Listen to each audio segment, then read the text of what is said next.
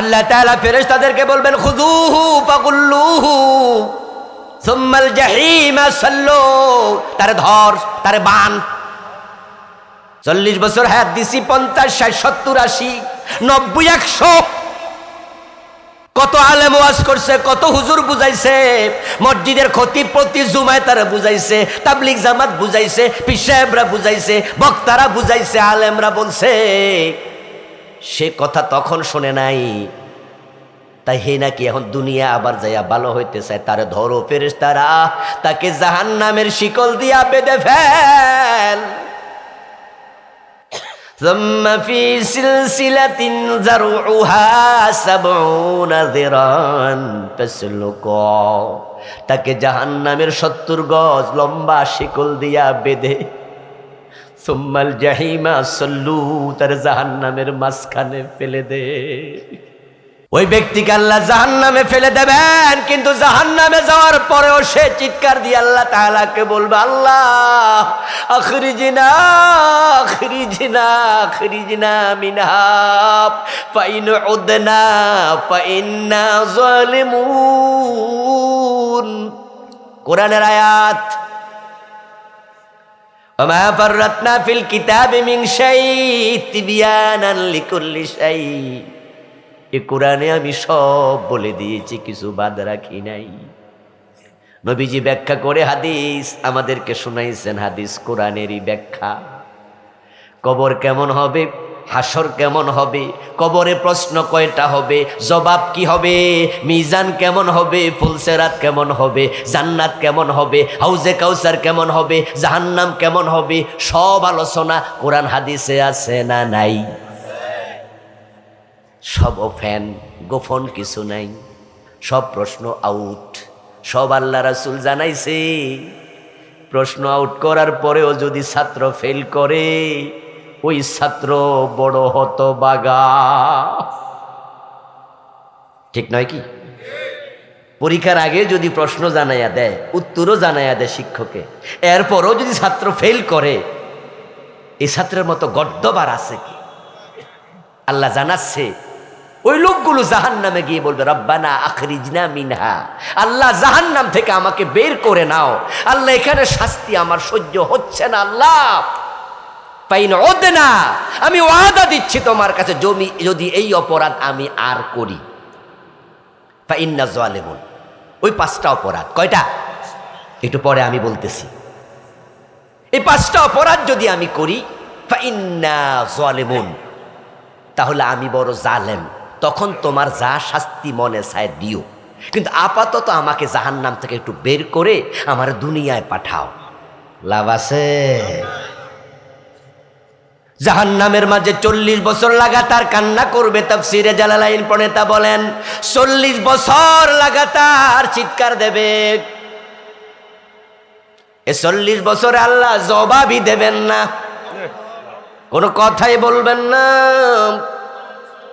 জাহান্নামের আগুনে 40 বছর জ্বলতে জ্বলতে চিৎকার দিতে দিতে 40 বছর পর আল্লাহ এবার জবাব দিবেন।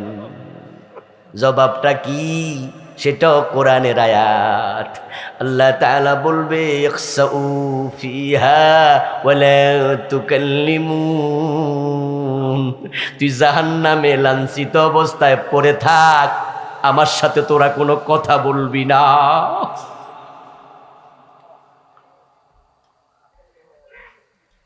চল্লিশ বছর পরে জবাবটা পাইছেন, তবে হতাশার জবাব, আশার কোনো জবাব না।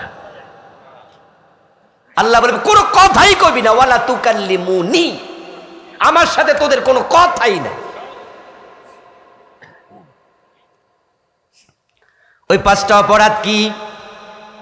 1 নাম্বার কুফর, 2 নাম্বার শিরক, 3 নাম্বার নেফাক ইতিকাদি।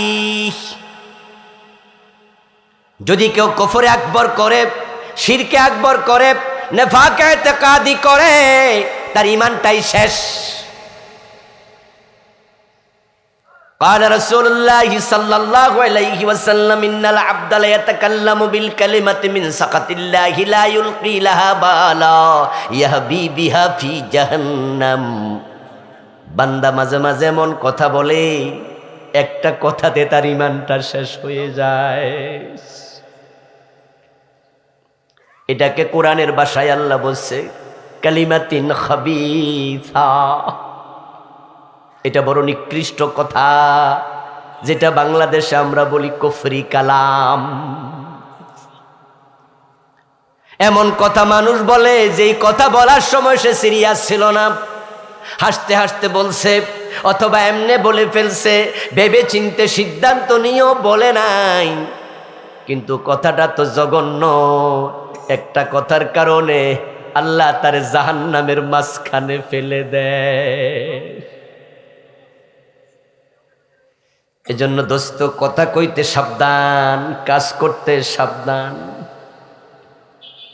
হযরত ওমর বলতেন হাসিবু আনফুসাকুম ক্বাবলা আন তুহাসাবু ওয়াজিনু আনফুসাকুম ক্বাবলা আন তুজানু।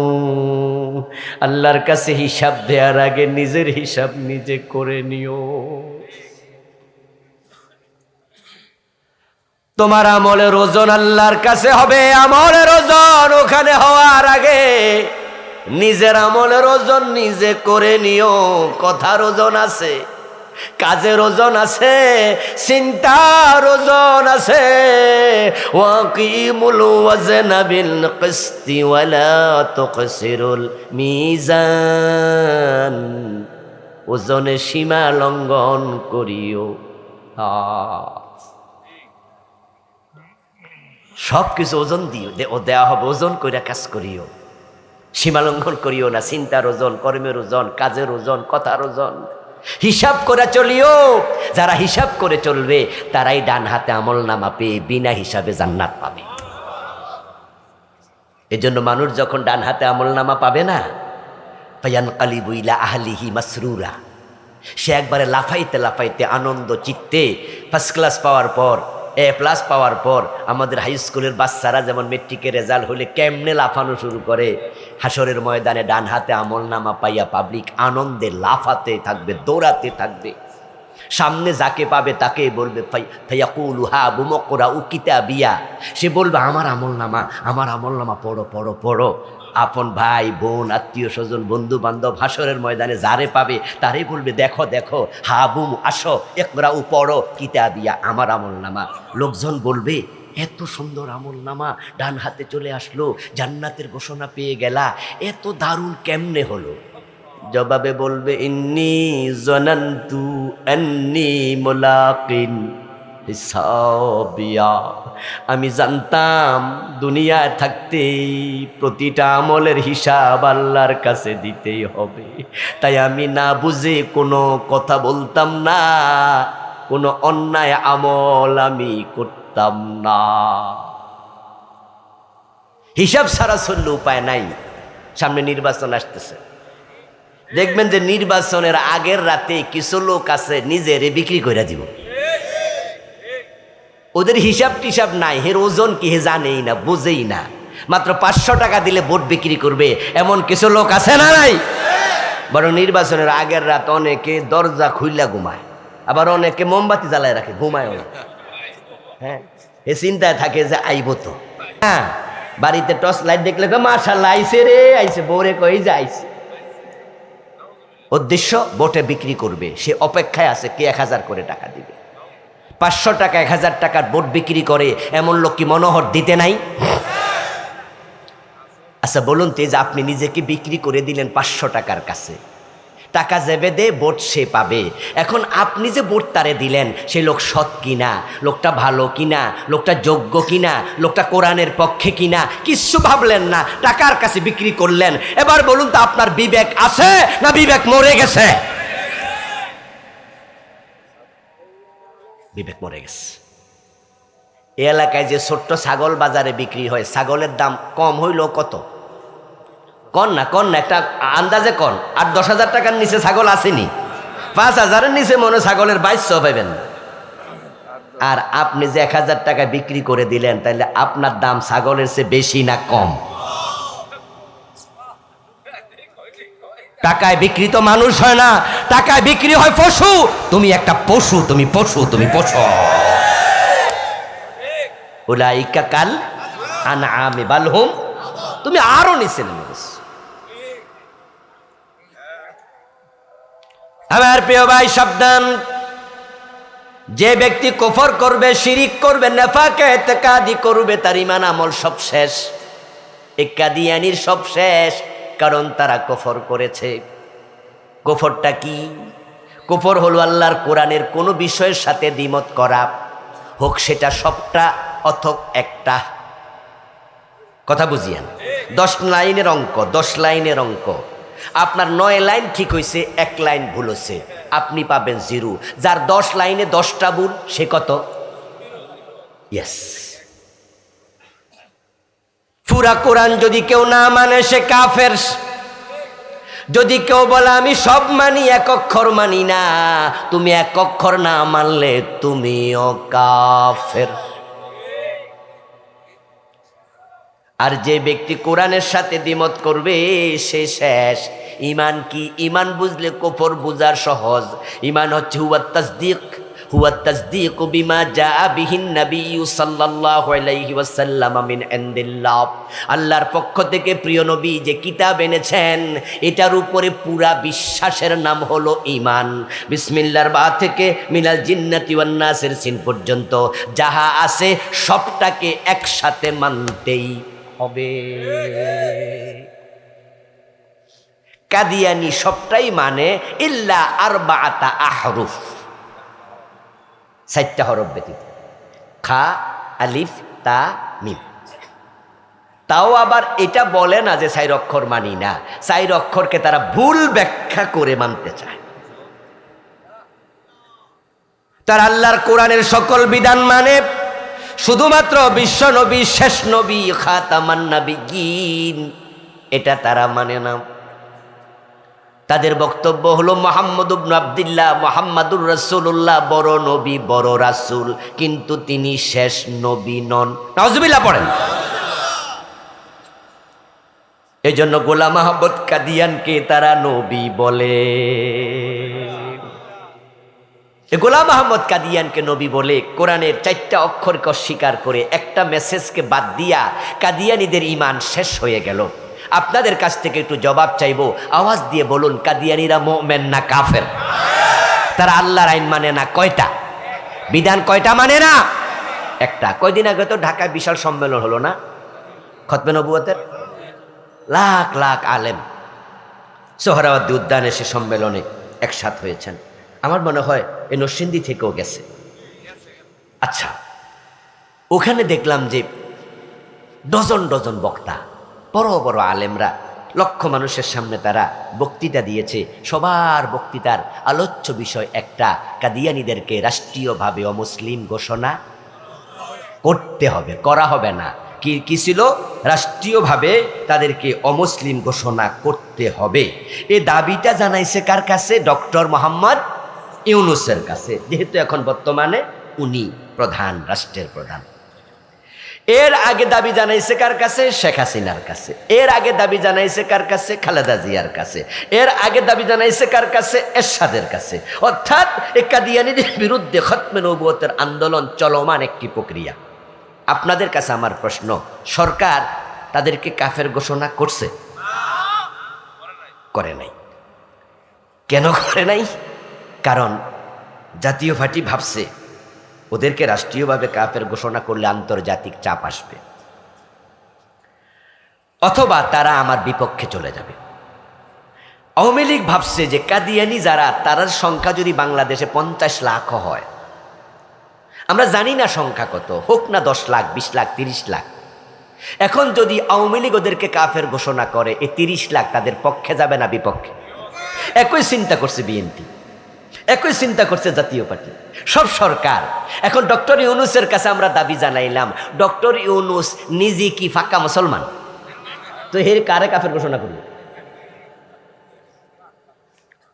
কথা কিন্তু বুঝতে হবে। আপনারা যে তাল গাছের কাছে বেল চাইতেছেন, পুরুষ গরুর কাছে দুধ চাইতেছেন না? পুরুষ গরুর কাছে বালতি নিয়ে গেছে দুধ দোয়াইতে, হেতের আসেনি, ওলান আসেনি। তো আপনি যে বললেন যে এই ডক্টর ইউনূস সরকার ঘোষণা করো কাদিয়ানীকে কাফের, অথচ ডক্টর ইউনূসের যে গভর্নিং বডি আছে, এখন উপদেষ্টা আছে, ওইগুলার ভিতরে 2-4টা নাস্তিক টাইপের আছে না নাই? ওরা যে নারী কমিশনের রিপোর্ট দিল সরাসরি আল্লাহর কোরআনের বিরুদ্ধে দিল। ওদের 1 নাম্বার রিপোর্ট ছিল নারী কমিশন রিপোর্ট, নারী সংস্কার কমিশনের রিপোর্ট। অনেকগুলো সংস্কার কমিশন বানাইছে, তো তার মাঝে 1 নাম্বারটা দিছে নারীরা। তার মাঝে ওরা যে সমস্ত কথা লিখছে, একটা কথা ছিল এদেশের নারীদের অগ্রগতি না হওয়ার পিছনে 1 নাম্বার দায়ী ইসলাম। আচ্ছা, তো আপনি হে সরকারের কাছে গেছেন দাবি জানাইতেন যে আপনি কাদিয়ানীরে কাফের কোন? আমার দোস্ত আলেম ওলামাদেরকে আরো আপডেট হওয়া লাগবে, আরো যুগ সচেতন হওয়া লাগবে। বেলগাছের কাছে তাল চাইলে লাভ নাই, পুরুষ গরুর কাছে দুধ চাইয়া লাভ নাই। এ জাতীয় লোকদের কাছে তোমরা কাদিয়ানীরে কাফের ঘোষণা করো বলে লাভ নাই। বরং আমি যা বলি শোনো, দুনিয়ার আলেমেরা, বাংলার আলেমেরা, মুরব্বীরা, যে কলম দিয়া তারা কাদিয়ানীরে কাফের ঘোষণা করবে, ওই কলমের মালিক আলেমরা হয়ে গেলে ইসলাম ক্ষমতায় যদি যায়, আমরাই কাফের ঘোষণা করে দেব।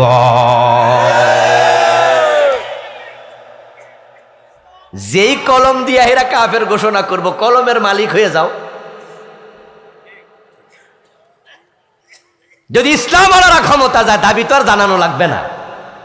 আমরা তো প্রথম সংসদ অধিবেশনে বিল উত্থাপন করে কাদিয়ানীকে কাফের ঘোষণা করে দেব।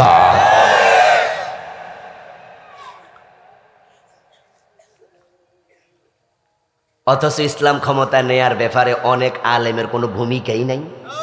উল্টা আরো কইয়া দেয় আমরা রাজনীতি করি না। তো আমরা রাজনীতি না করলে ইসলামটা ক্ষমতা যাইব কেমনে? ঘরে বইয়া সুবহানাল্লাহ তাসবিহ পড়লে। কাদিয়ানী কাফের হয়ে গেল আল্লাহর একটা বিধানের সাথে দ্বিমত করে। কুফরি বড় জঘন্য কাজ, এটার কাছে যাওয়া যাবে না। ইবলিস শয়তান, সে মোমেন না কাফের? সে আল্লাহর কয়টা আইন মানে নাই? আদমরে সেজদা করো, সে কইছে না, সাথে সাথে ঈমান। আল্লাহর কথার সাথে দ্বিমত করার কোনো সুযোগ নাই। ইবলিস কিন্তু বলে নাই যে আল্লাহ আপনারে আমি মানি না। ইবলিস কিন্তু তাসলিমা নাসরিনের মতো বলে নাই যে আল্লাহ বলতে কেউ নাই। বরং ইবলিসকে আল্লাহ যখন বলছে ফাখরুজ মিনহা ফাইন্নাকা রাজিম, মা মানাআকা আল্লা তাসজুদা ইয আমারতু, তোমার কিসে নিষেধ করলো আদমকে সেজদা দিতে যখন আমি অর্ডার করেছিলাম? সে তখন বলেছিল কি আনা খায়রুম মিনহু। সে বলছে, যুক্তি দিছে, যুক্তি যা আমি সেরা। খেয়াল করুন, খালাকতানি মিন নার ওয়া খালাকতাহু মিন তিন। এবার যুক্তির পক্ষে আরো যুক্তি দিচ্ছে। এক পর্যায়ে সে আল্লাহ তাআলা কর্তৃক লাঞ্ছিত, ধিক্কৃত। আল্লাহ বলছে, যা, বেরিয়ে যা জান্নাতের সীমানা থেকে, ফাইন্নাকা রাজিম, তুই অভিশপ্ত। সে জান্নাতের সীমা থেকে বেরিয়ে গেল। জান্নাতের সীমা থেকে বের হয়ে আবার সে কি কাম করছে আল্লাহ সেটাও কোরআন মাজিদে বললেন। সে জান্নাতের সীমা থেকে বের হয়ে বলতেছে, রব্বি ফাআনজিরনি ইলা ইয়াউমিন ইউবাসুন। ও আমার রব আল্লাহ। কার কাছে দোয়া করতেছে? ও আমার রব। আল্লাহরে না মানলে দোয়া করতো? ও আমার রব, আমারে কিয়ামত পর্যন্ত হায়াত দাও। সে কিন্তু বলে না আল্লাহ তোমারে মানি না। সে কিন্তু বলে নাই আল্লাহ নাই, তাসলিমার মতো নাস্তিক হয় নাই। সে আল্লাহর কাছে উল্টা আরো দোয়া করে। এবার বলুন তো দোয়া কবুল হয়েছে কিনা? আল্লাহ জবাব দে, যা যা ইন্নাকা মিনাল মুনজারিন, তোর দোয়া কবুল, তোরে কিয়ামত পর্যন্ত হায়াত দিলাম। তবে আমি একটা ঘোষণা করলাম, আবা ওয়াস্তাকবারা ওয়া কানা মিনাল কাফিরিন, তুই কিন্তু কাফের। সে কয় রাব্বি, আমরা তো দোয়া করি রাব্বির হামহুমা কামা রব্বায়ানি সগীরা, আমরা দোয়া করি রাব্বি জিদনি ইলমা। তো হেও কয় রাব্বি, তো রাব্বি কইয়া লাভ কি রে দোস্ত? কে? আল্লাহ কয় কাফের, তুই কাফের। এবার আপনাদের থেকে ফতুয়া জানবো, ইবলিস শয়তান মোমেন না কাফের? আল্লাহর কয়টা আইন মানে নাই? এটা অমান্য করার আগে কি কাফের ছিল? এর আগে ছিল মুআল্লিমুল মালাইকা, এর আগে ছিল বড় মাফের আবেদ, কানা মিনাল জিন, সে ছিল জিন জাতির সদস্য। কোরআনের আয়াত, এটা আয়াতের অংশ, কানা মিনাল জিন। অথচ সে ইবাদত করতে করতে প্রমোশন পাইতে পাইতে পাইতে পাইতে সে এখন ফেরেশতাদের সাথে একসাথে চলে, একসাথে থাকে, এত মর্তবা পাইছিল। কিন্তু যখন আল্লাহর একটা আইনের প্রতি বৃদ্ধাঙ্গুলি দেখাইছে, সব শেষ, ইমানই শেষ। কাদিয়ানি কাফের হলো একটা কথা মানে নাই, ইবলিস কাফের হলো আল্লাহর একটা আইন মানে নাই। এখন আল্লাহ কয় সর ধরে হাত কাটো, 54 বছরে কে মানলো? আল্লাহ বলে জেনা করলে 100 বেত লাগাও। এবং সেই আয়াতের ডিজাইন দেখে তো আমি মাঝে মাঝে আশ্চর্য হই, নিজেরে বড় অপরাধী মনে করি। ডিজাইন দেখেন, আয-যানিয়াতু ওয়াজ-যানি ফাজলিদু কুল্লা ওয়াহিদিম মিনহুমা মিআতা জালদাহ ওয়া লা তাখুযুকুম বিহিমা রাফাতুন ফি দীনিল্লাহ। জেনাকারী নারী, জেনাকারী পুরুষ, তাদের প্রত্যেককে 100 বেত দেও। এবং বেত্রাঘাতের সময় তাদের জন্য অন্তরে কোনো মায়া যেন না আসে, কোনো মহাব্বত যেন না আসে। বেত দেওয়ার সময় 90টা দিয়া থামিও না, বাকি 10টা মাপ, এ কথা বলার অধিকার তোমার। কোনো দয়া দেখাইও না। আমরা যখন প্রাইমারি স্কুলে পড়ছি, মাদ্রাসায় পড়ছি, ইবতেদায়ী ক্লাসে ছোট ছিলাম, এখনো বাচ্চারা স্কুল প্রাইমারিতে পড়ে, তো অন্যায় করলে মাঝে মাঝে শিক্ষক কয়, এই 10টা কানে ভোট নিল। তো ছাত্র যখন হাত দিয়ে শুরু করে, 3-4টা নিলে আবার ছাত্র স্যারে কি কয়, আচ্ছা যা যা, ঠিক না ভাই, ঠিক না? এমন হয় না যে মাত্র শুরু করছে, তো স্যারে মনে মনে কয়, ফোলা পড়া না শিখলো এমনি আদব বালা, যে আমি কইতে দেরি, কানে ধরতে আর দেরি করে নাই। এজন্য অন্তরে মায়া তৈরি হয়। কি তৈরি হয়? যে আরে ছেলেরে কইছি, এই 10টা ভোট নিল, পড়া শিখস নাই, এতে তাড়াতাড়ি শুরু করে দিছে। এবার কই যা যা যা শাস্তে যা, কালকে শিখিস। কিন্তু 100 বেত লাগানোর ব্যাপারে আল্লাহ কয়, অন্তরে কোনো ভালোবাসা আসতে পারবে না, এটা আমি আল্লাহর আইন। ডিজাইন দেখেন কত শক্ত। কিন্তু আমার প্রশ্ন, 54 বছর 100 বেতের আইন, এ রায় কোন আদালত দিছে? আল্লাহর বক্তব্য, আলা লাহুল খালকু ওয়াল আমর, সাবধান, সৃষ্টি যার, আইন চলবে শুধু তার। ইনিল হুকমু ইল্লা লিল্লাহ, আল্লাহ বলে আমি আল্লাহ ছাড়া কারো আইন মানতে পারবা না। কিন্তু 54 বছর বাংলাদেশ পার করলো, 55 বছর শুরু হলো, আল্লাহর আইনে বাংলাদেশ একটা দিনও চললো না। কাদিয়ানি মানে না কয়টা, ইবলিস মানে নাই কয়টা, আর বাংলাদেশের মানুষ মানে না কয়টা।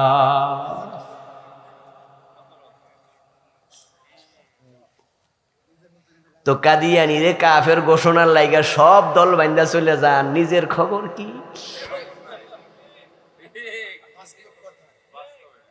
আত্মসমালোচনা করো মুসলমান। আল কাইয়িসু মান দানা নাফসাহু ওয়া আমিলা লিমা বাদাল মাউত। সেই তো দুনিয়ার চালাক মানুষ যে আত্মসমালোচনা করতে জানে, নিজের দোষ নিজে ধইরা তাওবা করতে জানে।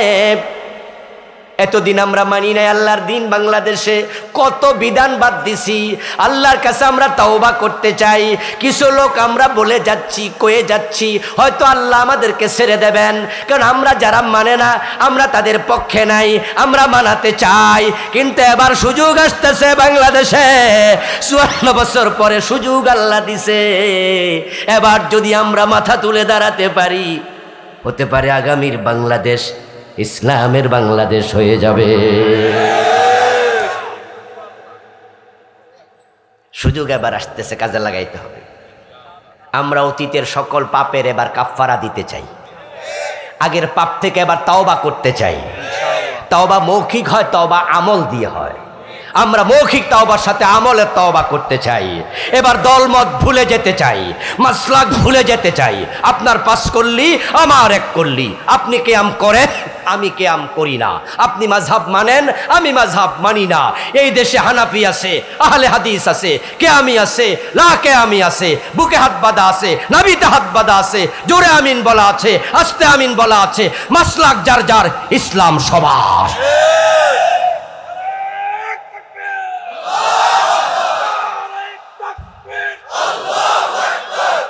প্রিয় ভাইয়েরা আমার, এখন কুফরি তো অভাব নাই। আমি কুফর নিয়ে বই লিখেছি, আমার লেখা 9টা বই আছে, তার মাঝে এটা একটা। এটাতে আমি 56টা কুফর লিখেছি। সর্বাঙ্গে ব্যথা মলম দেবেন কোথায়? পড়লে দেখবেন যে কত জায়গায় যে ক্ষত। ধর্ম নিরপেক্ষ মতবাদ একটা কুফরি মতবাদ, এটা আমাদের ঈমানকে শেষ করে দিয়েছে। এই 54 বছর যারা দেশ চালাচ্ছে ধর্ম নিরপেক্ষ মতবাদ দিয়ে চালাচ্ছে, অথচ ধর্মের ব্যাপারে নিরপেক্ষ থাকার কোনো সুযোগ নাই। হয়তো ধর্মের পক্ষে, আর যারা পক্ষে নয় তারা হয়ে যাবে বিপক্ষে। মাঝখানের কোনো রাস্তা নাই। লাকুম দীনুকুম ওয়ালিয়া দীন। কথা ক্লিয়ার।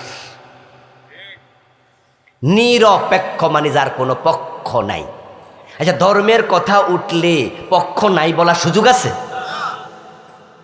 আমি সবার জবাব চাইব, দয়া করে সবাই আল্লাহকে সাক্ষী রেখে বলুন আমাদের ধর্মের নাম কি? ইসলাম। তো তাহলে আপনি নিরপেক্ষ কই?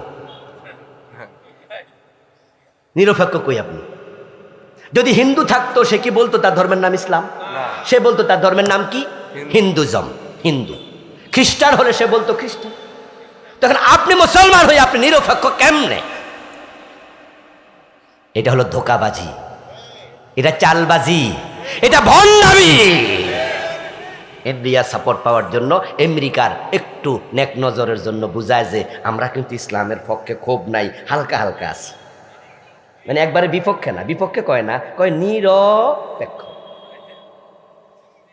সেকুলারিজম এটা একটা মতবাদ, এটা একটা ইজম, এটা একটা আলাদা ধর্ম। আমার এই বইতে আমি সেকুলারিজমের সংজ্ঞা লিখেছি কেমব্রিজ ডিকশনারি থেকে। Secularism is a believe religion should not be involve with any social activity of a country. ধর্মনিরপেক্ষতা একটা বিশ্বাসের নাম। দেখছেন, এই যে বললাম ধর্ম, এটা আলাদা বিশ্বাস। সেকুলারিজম বিলিভ একটা বিশ্বাসের নাম। Religion should not be involve, ধর্ম সংযুক্ত হবে না, নাক গলাবে না। কোথায়? With any ordinary and social activities of a country. রাষ্ট্রের কোনো ব্যাপারে, রাষ্ট্রের কোনো ব্যাপারে ধর্ম নাক গলাবে না। অথচ আমরা বলি religion should must be involve. আমরা আছি যেখানে, ইসলাম থাকবে সেখানে, সব জায়গায় থাকবে। আমরা যখন টয়লেটে যাই সেখানে ইসলামের আইন নাই? যখন ঘুমাতে যাই ইসলামের আইন নাই? স্ত্রীর বিছানায় কেমনে যাবেন ইসলামের আইন নাই?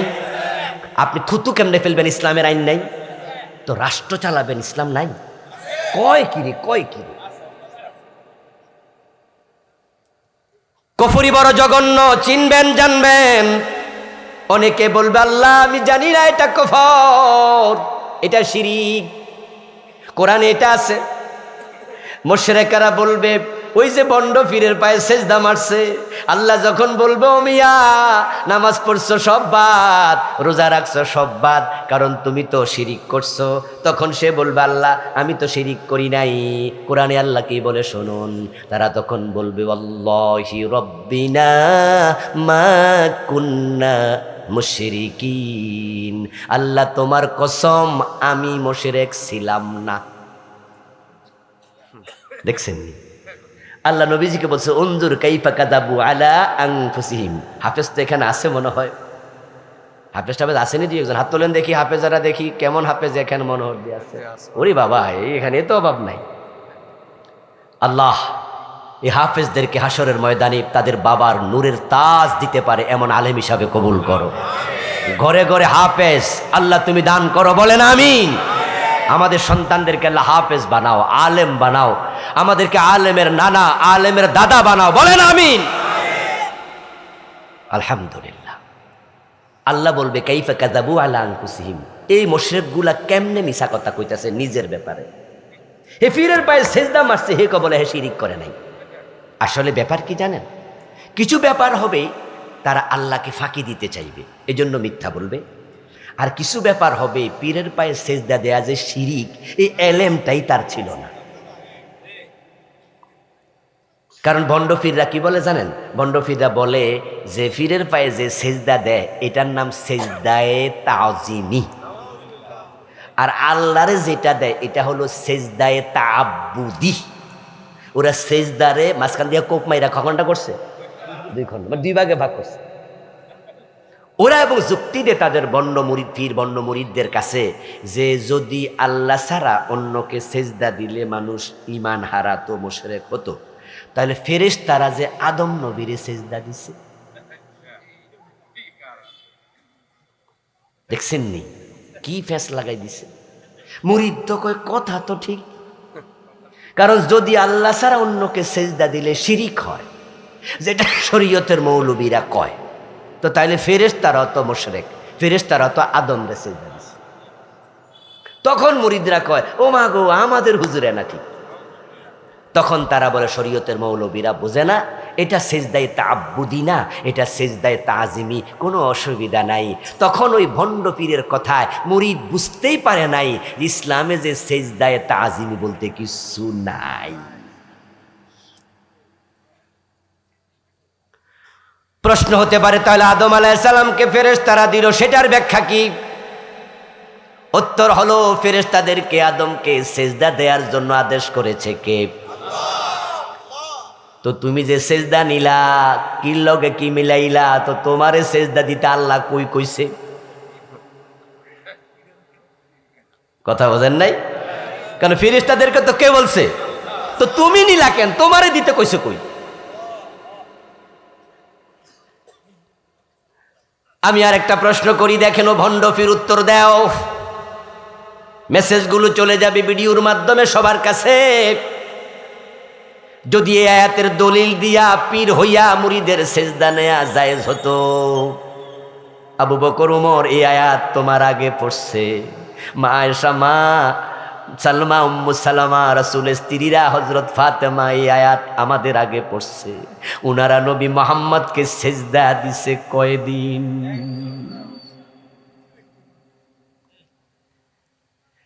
নবীজির সে বড় ফিসাবটা কেডা আছে দুনিয়ায়? আর আবু বকর ওমরের সে বড় মুরিদটা কেডা?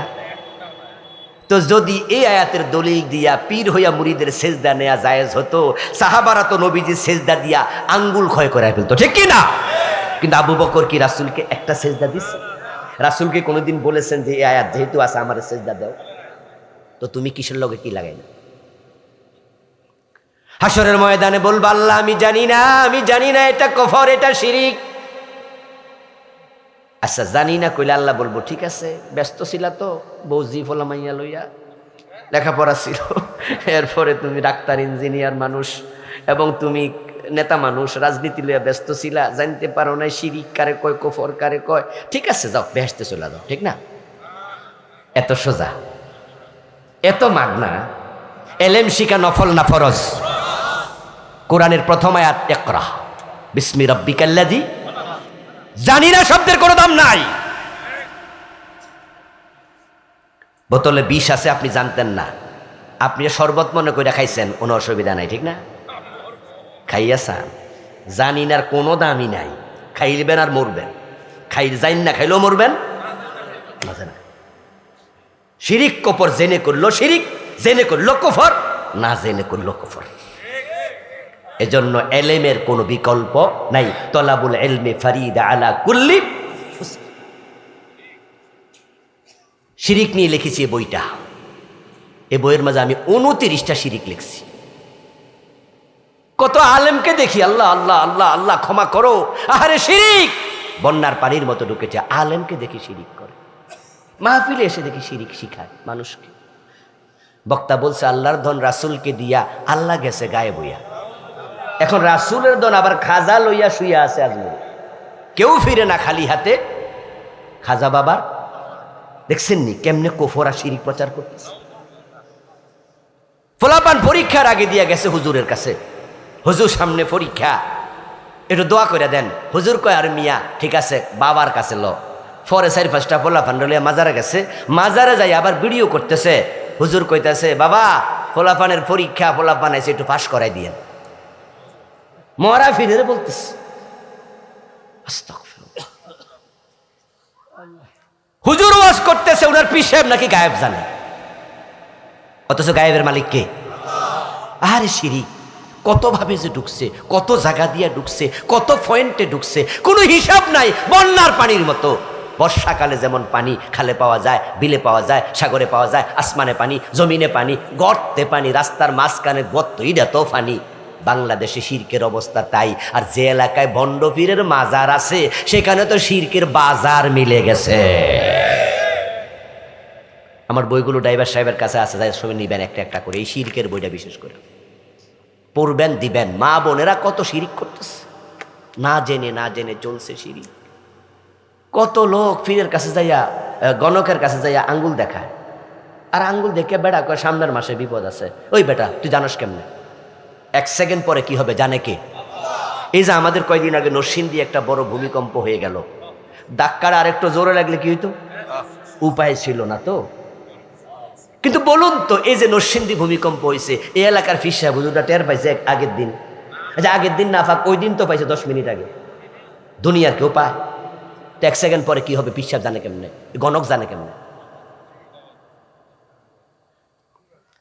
অথচ দোকান খুলে বসে আছে ঢাকার বসুন্ধরা শপিং মলে, মানুষ যাইয়া লাইন ধরে মালয়েশিয়ার ভিসা লাগবে কিনা হেরে আগে জিগা, আর হে কয় লাগবো 500 টাকা তো কইতাছে। আজীব আজীব আজীব। পত্রিকার মাঝে রাশিফল প্রকাশ পায়। ও মুসলিম, কিসের রাশি আবার? তোমার আঙ্গুলে রাশি আছে কইলো কেনা? এখানে তাকদীর যদি থাকে তো যার 2 হাত নাই হে তো না খাইয়া মরে যাওয়ার কথা। কত শিরিক, কত শিরিক, কত কুফর, নেফাক, নেফাক জঘন্য জিনিস। নেফাক সম্পর্কে জানবেন। শেষ 2টা বলে আলোচনা শেষ করছি সংক্ষেপে। হারাম খাইলে ইবাদত কবুল বন্ধ, আর বেদাত করলে ইবাদত কবুল বন্ধ। হারাম এবং বেদাত বাংলাদেশে 2টা সমান তালে চলছে। হারামেরও অভাব নাই, বেদাতেরও অভাব নাই। নবীজি বলেছেন হারাম খাইলে ইবাদত কবুল হয় না। 10 টাকা দিয়ে কাপড় কিনেছ, 9 টাকা হালাল, 1 টাকা হারাম। লাম ইয়াকবালিল্লাহু লাহু সালাতাহু মা দামা আলাইহি মান ইশতারা সাওবাম বিআশারাতি দিরহাম ফিহি দিরহামু হারাম। 10 টাকার কাপড়, 1 টাকা হারাম, 9 টাকা হালাল। ওই কাপড় পরে লাখ রাকাত নামাজ পড়ো, 1 রাকাত আর কবুল হবে না। হারাম খাইয়া হাত তুলেছ কাবার সামনে গিয়ে, ইয়া রব্বি ইয়া রব্বি ইয়া রব। মাতআমুহু হারাম ওয়া মাশরাবুহু হারাম ওয়া মালবাসুহু হারাম ওয়া গুযিয়া বিল হারাম ফাআন্না ইস্তাজাবু লিযালিকা। নবী বলে পেটে হারাম, রক্তে হারাম, গোশতে হারাম, কাপড়ে হারাম, কাবার ভিতরে ঢোকে দোয়া করো। হারাম খাইলে দোয়া কবুল হবে না। অথচ সুদে টাকা লাগাইয়া ইমাম সাহেবের পিছনে দাঁড়াইয়া নামাজ পড়ে। সুদখোর নামাজি বাংলাদেশে আছে কিনা? গোশখোর নামাজি আছে কিনা? আহারে অফিসারদের মাঝে তো এই দেশে শতকরা মনে হয় 98টা বা আরো বেশি গোশখোর। অফিসার না হইয়া বাংলাদেশে মনে হয় অবস্থা এত খারাপ হচ্ছে, দিন দিন রিক্সাওয়ালা হওয়া ভালো, কমপক্ষে গোশ খাবে না। একটা অফিসে 10টা অফিসার যদি থাকে 9.5টা গোশ খায়। অধিকারটা কি লেগেছে মাঝে মাঝে খায় আর কি।